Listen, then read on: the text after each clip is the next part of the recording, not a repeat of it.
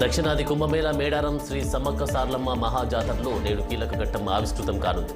వనదేవతల్లో ఒకరైన సారలమ్మ ఇవాళ సాయంత్రం మేడారం గద్దెపైకి రానున్నారు. సారలమ్మ మేడారానికి వేం చేయడంతోనే 4 రోజుల మహాజాతరకు తెరలేవనుంది. 2 ఏళ్లకు ఒకసారి జరిగే మహాజాతరకు అధికారులు భారీ ఏర్పాటు చేశారు. భక్తులకు ఎలాంటి ఇబ్బందులు కలగకుండా రోడ్డు రవాణా, వైద్యం, పారిశుద్ధ్యం, తాగునీరు, టెంటు వంటి మౌలిక సదుపాయాలు ఏర్పాటు చేశారు. ఇక ఈ మేరకు తెల్లవారుజాము నుంచే సారలమ్మ కొలువైన కన్నెపల్లిలో కార్యక్రమాలు మొదలయ్యాయి. కొండాయి నుంచి గోవిందరాజు, పూనుగొండ నుంచి బయలుదేరిన పరిగెత్తరాజు నేటి సాయంత్రం మేడారం చేరుకుండగా అమ్మవారి దర్శనానికి జన ప్రవాహం ఇప్పటికే పోటెత్తుతున్నారు. అలాగే రేపు చిలకలగుట్ట నుంచి సమ్మక్కను గద్దెదిస్తారు. ఆ రోజు మహాజాతర మరో స్థాయికి చేరుతుంది. 23న భక్తులు తమ మొక్కులను అమ్మవార్లకు చెల్లిస్తారు. 24న సాయంత్రం వనదేవతలు తమ తమ ప్రాంతాలకు తిరుగు పయనమవుతారు. విజయవాడ తెలుగుదేశం పార్టీ పార్లమెంటు అభ్యర్థి కేశినేని శివనాథ్ హాట్ కామెంట్ చేశారు. ఏపీలో ఉన్న నావీలందరికీ చిప్ పోయిందని వ్యాఖ్యానించారు. నారా లోకేష్ గలం పాదయాత్ర విజయవంతం కావడంతో మరింతగా చిప్ పోయిందంటూ విమర్శలు చేశారు. ఒక తెలుగుదేశం పార్టీ మరో 2 నెలల్లో అధికారంలోకి రాబోతుందని, తానే దగ్గరుండి చిప్లు రిపేర్ చేయిస్తాను అని ఎద్దేవా చేశారు. గుడివాడలో అభివృద్ధి శూన్యమని, గుడివాడ ప్రజలు త్వరలో నాణ్యని బొందపెడతారని విమర్శలు గుప్పించారు. కేశినేని శివనాథ్ ఎన్టీఆర్ జిల్లా కంచర్కర్ల మండలం గుండెపల్లి తెలుగుదేశం పార్టీ ఆత్మీయ సమావేశంలో ఈ వివాదాస్పద వ్యాఖ్యలు చేశారు. కేశినేని తెలంగాణ ముఖ్యమంత్రి రేవంత్ రెడ్డి హస్తినా పర్యటన ముగిసింది. ఢిల్లీ నుంచి ఆయన హైదరాబాద్కు వచ్చేశారు. అంతకుముందు ఢిల్లీలో కాంగ్రెస్ జాతీయ ప్రధాన కార్యదర్శి కేసీ వేణుగోపాల్తో రేవంత్ రెడ్డి డిప్యూటీ సీఎం బట్టి విక్రమార్క భేటీ అయ్యారు. ఎన్నికల్లో వ్యూహాలు, 6 గ్యారంటీల అమలుపై చర్చించారు. ఇటు కేంద్ర మంత్రి నితిన్ గడ్కరీ సైతం సీఎం రేవంత్ రెడ్డిని కలిశారు. ఇక హైదరాబాద్ విజయవాడ, హైదరాబాద్ కల్వకుర్తి 4 లైన్ల రహదారికి అనుమతి ఇవ్వాలని కోరారు. సౌత్ రీజనల్ రింగ్ రోడ్పై ప్రతిపాదనలు పంపాలని గడ్కరీ సూచించారు. ఇప్పటికే ఓటానకౌట బడ్జెట్ ప్రవేశపెట్టిన ప్రభుత్వం నిధుల వేటలో భాగంగా రాష్ట్రానికి రావాల్సిన పెండింగ్ అంశాలు పరిష్కరించాలని ఆర్థిక మంత్రి నిర్మలా సీతారామన్ను సీఎం రేవంత్ రెడ్డి కోరినట్టు తెలుస్తోంది. వెనుకబడిన జిల్లాలకు సంబంధించి కేంద్రం నుంచి రావాల్సిన పెండింగ్లో ఉన్న సుమారు 1400 కోట్ల విడుదల చేయాలని నిర్మలా సీతారామన్ను రేవంత్ రెడ్డి కోరినట్టు తెలుస్తోంది.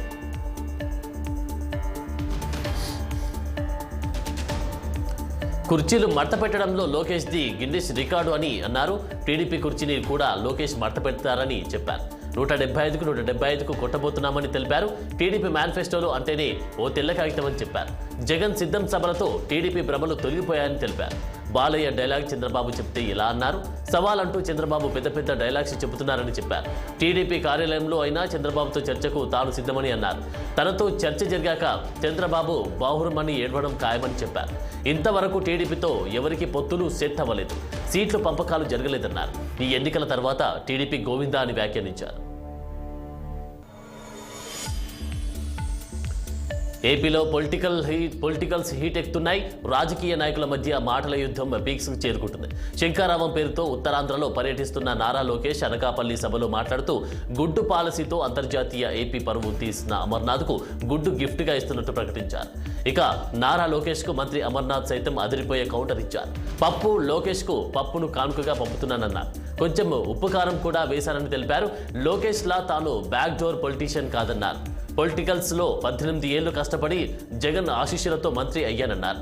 లోకేష్ చంద్రబాబు కుర్చీలను తాము ఎప్పుడూ మడత పెట్టేశామన్నారు. లోకేష్ను అనకాపల్లి అభివృద్ధి కనిపించలేదా అని ప్రశ్నించారు. 420 గాళ్లకు 420 గాళ్లకు పక్కన పెట్టుకుని వారినే లోకేష్ మాట్లాడుతున్నారని పైరయ్యారు.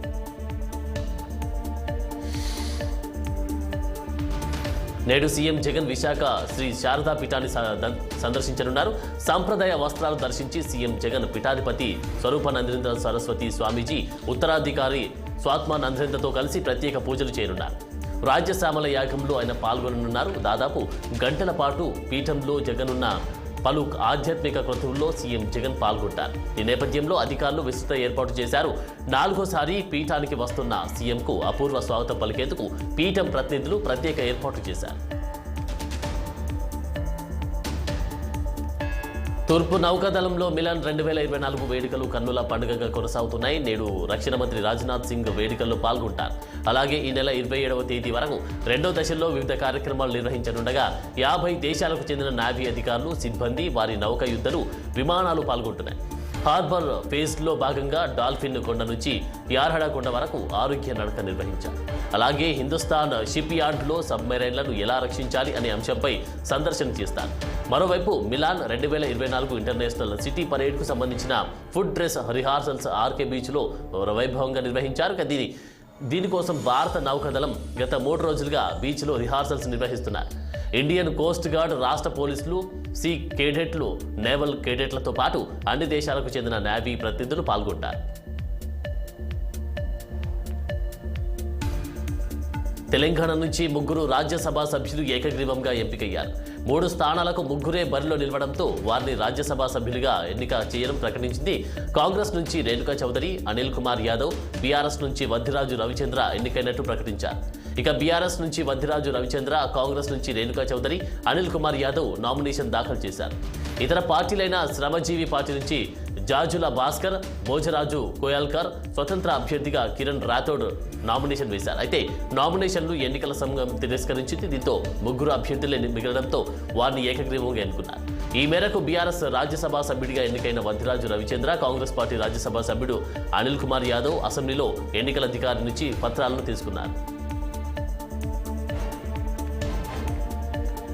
రాజస్థాన్ నుంచి రాజ్యసభకు కాంగ్రెస్ అగ్రనాయకులు సోనియా గాంధీ ఏకగ్రీవంగా ఎన్నికయ్యారు. ఈ మేరకు అసెంబ్లీ కార్యదర్శి మహావీర్ ప్రసాద్ శర్మ ప్రకటించారు. ఆమెతో పాటు బీజేపీకి చెందిన చున్నీలాల్ గరాసియా, మదన్ రాథోడ్ కూడా ఏకగ్రీవంగా ఎన్నికైనట్టు తెలిపారు. ఇతర సభ్యులెవరూ పోటీలో లేకపోవడం వల్ల 3 నేతలు ఏకగ్రీవంగా విజయం సాధించినట్టు మహావీర్ ప్రసాద్ తెలిపారు. 5 పర్యాయాలు లోక్సభ ఎంపీగా పనిచేసిన సోనియా గాంధీ రాజ్యసభకు ప్రాతినిధ్యం వహించడం ఇదే తొలిసారి. దాదాపు 25 ఏళ్లు లోక్సభకు ప్రాతినిధ్యం వహించిన సోనియా గాంధీ ఇక రాజ్యసభలో అడుగుపెట్టబోతున్నారు.